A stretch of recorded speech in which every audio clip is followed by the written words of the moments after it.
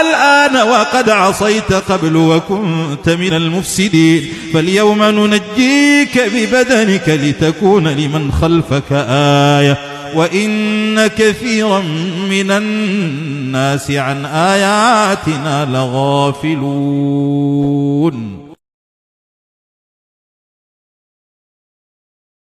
وننزل من القرآن ما هو شفاء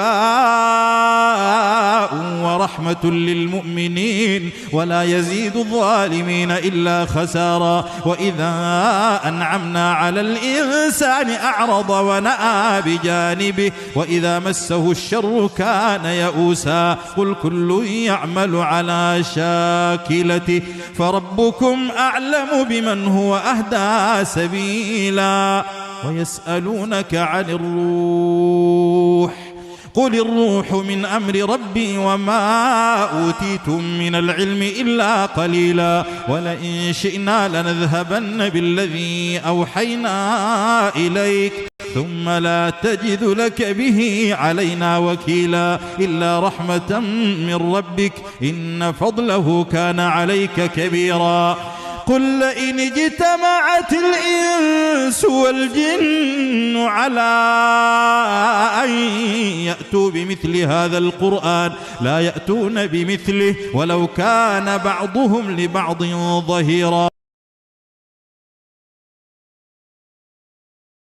فقالوا على الله توكلنا ربنا لا تجعلنا فتنة للقوم الظالمين ونجنا برحمتك من القوم الكافرين وأوحينا إلى موسى وأخيه أن تبوأ لقومكما بمصر بيوتا واجعلوا بيوتكم قبلة وأقيموا الصلاة وبشر المؤمنين وقال موسى ربنا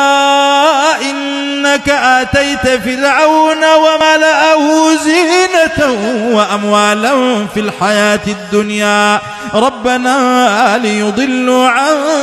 سبيلك ربنا اطمس على أموالهم واشدد على قلوبهم فلا يؤمنوا حتى يروا العذاب الأليم قال قد